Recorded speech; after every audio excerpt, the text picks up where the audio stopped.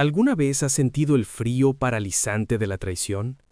Ese momento en que el suelo desaparece bajo tus pies, cuando la persona en la que depositaste tu confianza se convierte en la fuente de tu herida más profunda. Es un dolor que no solo rompe un pacto, sino que fractura el alma. Nos deja con preguntas que resuenan en el silencio de la noche.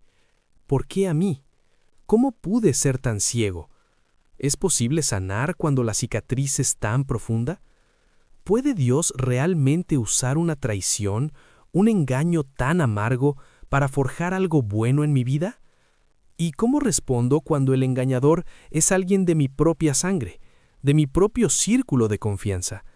Si alguna de estas preguntas ha tocado tu corazón, quédate conmigo, porque hoy no vamos a contar una simple historia. Vamos a emprender un viaje épico al corazón de uno de los dramas familiares más intensos de la Biblia, el engaño de Jacob a manos de su tío Labán. Este es el mapa de nuestro viaje. Primero, viajaremos al desierto de la huida para entender la mentalidad de un Jacob fugitivo y lleno de esperanza. Luego, descifraremos el código cultural de un pacto antiguo, un pacto sellado con 7 años de trabajo por amor. Después, viviremos la noche más oscura de Jacob, la noche del gran engaño, y analizaremos la profunda justicia poética que Dios orquestó en ella. Más adelante, exploraremos la psicología de la resiliencia y cómo Jacob convirtió 14 años de servidumbre en una maestría espiritual. Y finalmente, te entregaré las 7 llaves prácticas que esta historia milenaria nos ofrece para navegar y sanar las traiciones en nuestra propia vida, en pleno siglo XXI. Esta no es solo la historia de Jacob, es nuestra historia, la historia de cómo Dios puede tomar los pedazos rotos de una promesa y construir un legado eterno. Acompáñame. Para entender la profundidad de la herida que Labán infligió a Jacob, primero debemos comprender al hombre que llegó a Harán. No era un rey, ni un conquistador, era un fugitivo. Jacob huía de sí mismo, de su propio engaño. Con astucia había suplantado a su hermano Esaú, robando la bendición de la primogenitura de su padre ciego, Isaac. La palabra hebrea para su nombre, Jacob, significa literalmente el que agarra el talón, una premonición de su carácter, un suplantador, un estratega que usaba el engaño como herramienta. Pero en su huida, en su punto más bajo, solo en el desierto, con una piedra como almohada, Dios se le revela. En Betel, la casa de Dios, Jacob no recibe un regaño, sino una promesa inquebrantable, la promesa de una descendencia incontable, de protección divina y de una tierra. Esta promesa se convierte en el ancla de su alma, la brújula que lo guía en su viaje hacia lo desconocido, hacia la casa de su madre, hacia la casa de su tío Labán. Llega a Harán no como un hombre derrotado, sino como un hombre con un secreto divino, un pacto con el Todopoderoso. Cree que ha dejado atrás su pasado de engaño, sin saber que está a punto de encontrarse con su propio reflejo en el rostro de su tío. A veces, para que Dios pueda tratar con las sombras de nuestro carácter, nos lleva a encontrarnos con personas que son un espejo de lo que necesitamos sanar. Y para Jacob, ese espejo se llamaba Labán. El pozo. En la cultura bíblica, el pozo no es solo una fuente de agua, es el centro de la vida social, el lugar de los encuentros divinamente orquestados. Y es aquí donde los ojos de Jacob se posan por primera vez en Raquel. La Biblia la describe con 2 palabras, hermosa de forma y de semblante. Para Jacob es amor a primera vista, un amor tan profundo que lo lleva a llorar de pura emoción. Jacob, el estratega, hace una oferta directa a su tío Labán. Te serviré 7 años por Raquel, tu hija menor. Analicemos esto por un momento. En esa cultura, el mohar, o precio de la novia, era una práctica común, pero 7 años de trabajo era un precio extraordinariamente alto. Era el equivalente a una fortuna. Jacob no está negociando, está declarando el valor incalculable que Raquel tiene para él. Y el Génesis nos da uno de los versículos más románticos y profundos de toda la Escritura. Así sirvió Jacob por Raquel 7 años, y le parecieron como pocos días, porque la amaba. El amor verdadero tiene el poder de reconfigurar nuestra percepción del tiempo y el sacrificio. Para Jacob, esos 2555 días no fueron una condena, sino una ofrenda de amor. Cada día de trabajo era un verso en un poema de amor dedicado a Raquel. Estaba construyendo su futuro, ganándose a su esposa con el sudor de su frente, de una manera honesta y honorable. Sentía que por fin estaba haciendo las cosas bien, pero no sabía que mientras él sembraba amor y servicio, su tío Labán estaba cultivando una cosecha de engaño. La gran ironía estaba a punto de desatarse, y es que el hombre que había engañado a su padre con la identidad de su hermano, estaba a punto de ser engañado con la identidad de su esposa. La semana de bodas llega a su clímax. La celebración es exuberante. Las costumbres de la época, la oscuridad de la noche y el velo de la novia crean el escenario perfecto para la traición. Labán, maestro de la manipulación, invoca la tradición y la hospitalidad para enmascarar su plan. Jacob, consumido por la alegría y el amor que ha esperado durante 7 largos años, entra en la tienda nupcial, sin sospechar nada. En la oscuridad, en el sagrado espacio del matrimonio, el engaño se consuma. Pero es al amanecer, con los primeros rayos de luz, que la verdad lo golpea con la fuerza de un cataclismo. Y venida la mañana, he aquí que era Lea. Imaginen ese momento, el shock, la incredulidad, la furia, el corazón roto en 1000 pedazos. 7 años de su vida, de su sudor, de sus sueños, se sienten como una estafa monumental. El hombre que amaba a una, ahora está atado a otra. Su confrontación con Labán es inmediata. ¿Qué es esto que me has hecho? ¿No te serví por Raquel? ¿Por qué pues me has engañado? Y la respuesta de Labán es tan fría como calculadora. No se hace así en nuestro lugar que se dé la menor antes que la mayor. Una excusa cultural, una mentira envuelta en una media verdad. Si esa era la costumbre, ¿por qué no lo dijo 7 años antes? Es en este momento de devastación que Jacob debe haber sentido el eco de su propio pasado. El universo, bajo la soberanía de Dios, le estaba devolviendo su propia medicina. Él, que aprovechó la ceguera de su padre en la oscuridad, ahora es engañado en la oscuridad de una tienda.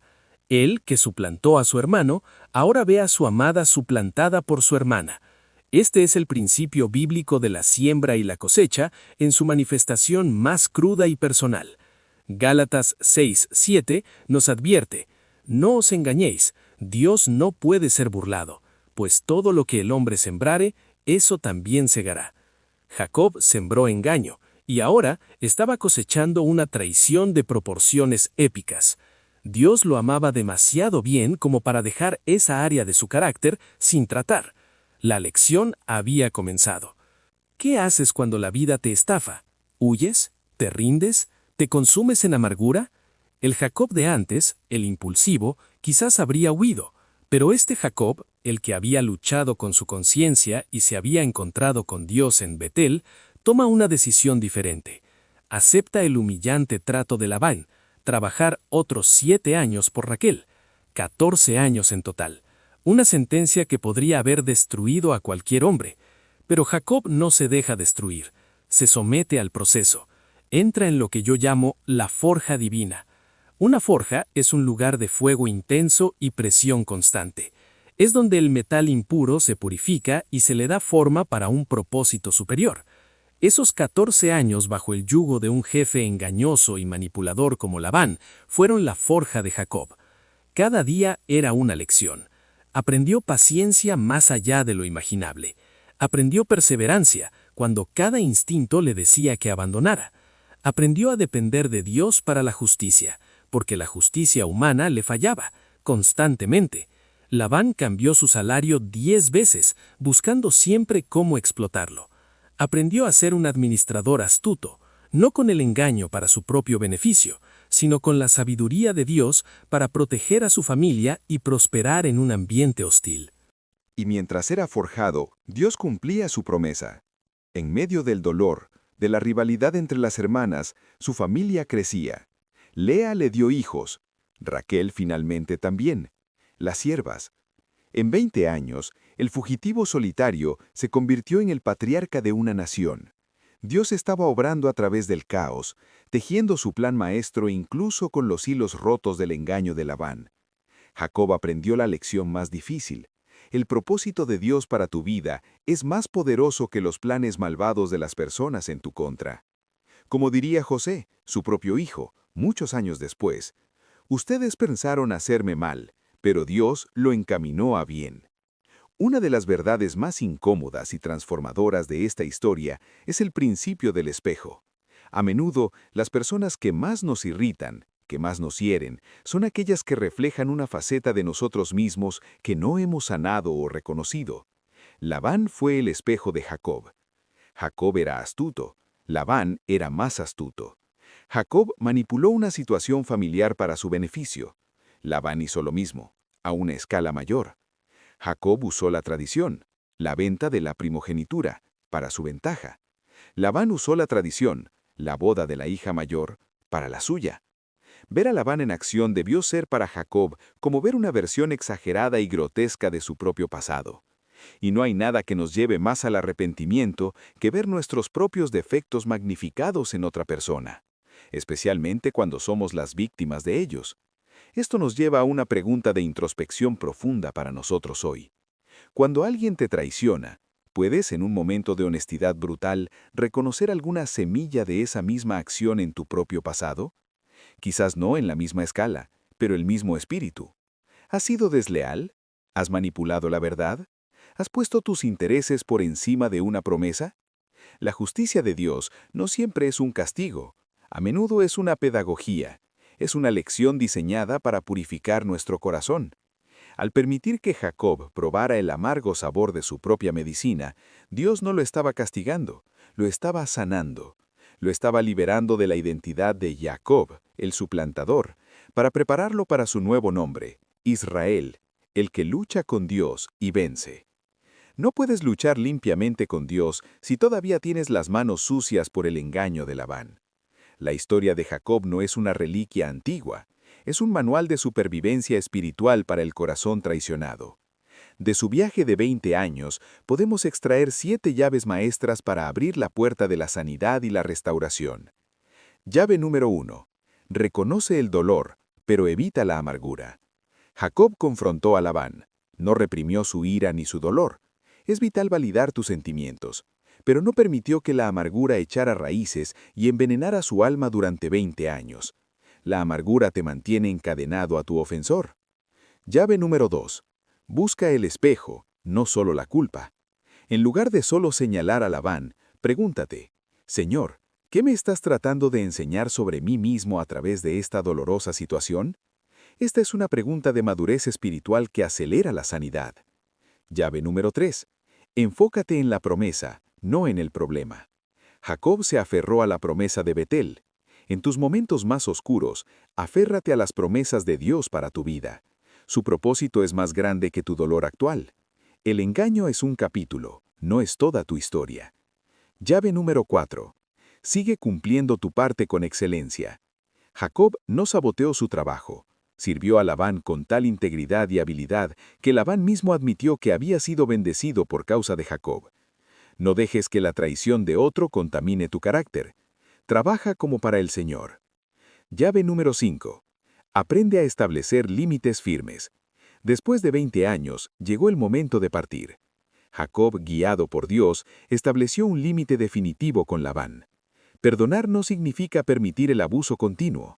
La sanidad a menudo requiere distancia y fronteras claras. Llave número 6. Deja la venganza en manos de Dios. Jacob nunca intentó vengarse de Labán. Confió en que Dios era su juez y su vindicador. La Biblia es clara.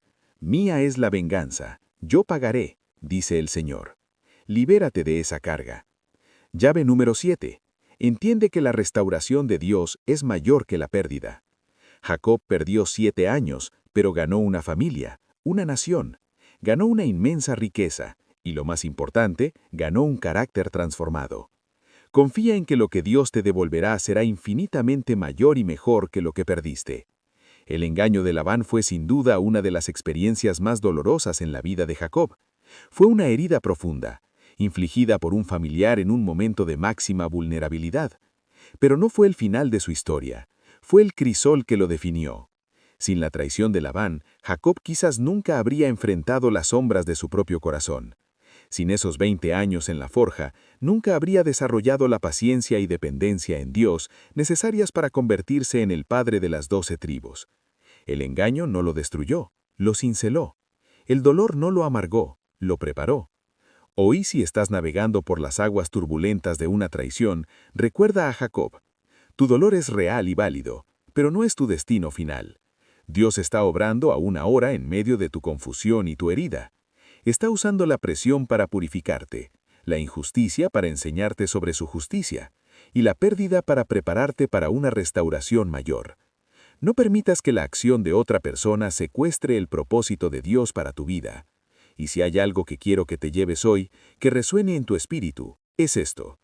El engaño que sufrimos no define nuestro destino. Lo define cómo respondemos a él con la ayuda de Dios, quien transforma nuestras heridas en estrellas. Oremos juntos. Padre Celestial, en medio de los engaños y las pruebas de la vida, ayúdanos a mantener la fe inquebrantable de Jacob. Que tu propósito se cumpla en nosotros y que tu justicia prevalezca siempre. Amén.